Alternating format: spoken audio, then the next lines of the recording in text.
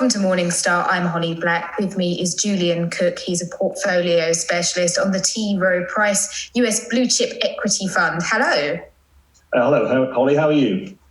I'm good. So that's quite a mouthful, that fund, but it kind of does what it focuses on US blue chip stocks. How has this part of the market fared so far in 2020 with the COVID-19 crisis unfolding? Well, I think, Holly, as a general comment about the US equity market, it's actually been really very resilient so far year to date. And particularly within that, the growth style of investing has been also very strong. So growth has continued to outperform value. I know we've seen a little bit of recovery in value the last few days, but it's been a very strong period of performance for growth equities in the US stock market. And why do you think that is? Because typically in a bear market environment, we might expect that to be a time where value stocks can really shine. Yeah, what's been really unique about the sell-off that we saw in the first quarter is that some of the most highly valued companies in the US actually were the most defensive. And that's the first time we've actually seen that in 30 years. So this is unique. This is new territory. Now that makes sense if the market is right in believing that this is a short-term and acute problem.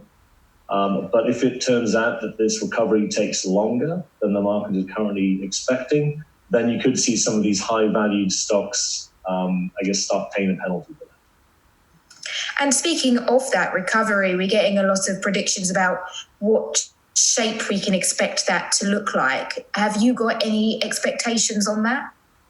Yeah, I think just think about the context of how we got here in the first place. The context was a healthcare crisis that led to a social distancing problem, which led to isolation, which in turn then led to an economic crisis. So that's kind of how we got to where we are.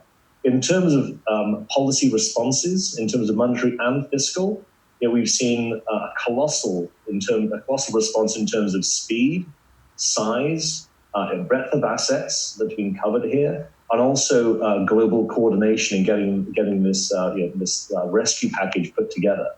Now we still think the key question that investors should be asking themselves is not when do we return to normal, but rather when do we return to a normal recession.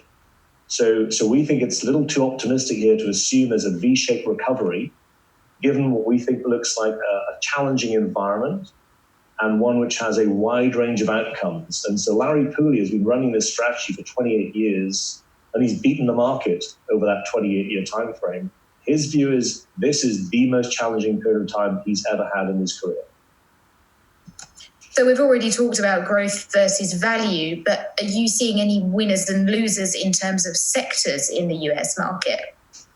Yeah, it's a hard one for us to answer on a sector basis. Every single sector has nuances in terms of what exposures you can get exposed to. So when we think about the broad areas that we like in our strategy, we like things like consumer discretionary, we like things like healthcare, we like communication services and IT. But in each of those areas, there are a wide range of companies you can get exposed to. I'll give you a quick example.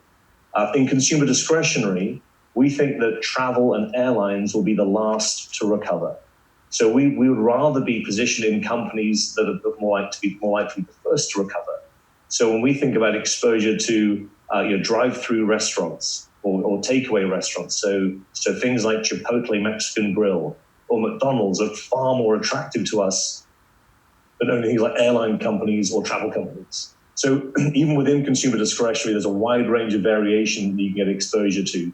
But those four areas of the market are where we tend to find really good, durable growth ideas. Julian, thank you so much for your time. For Morningstar, I'm Holly Black.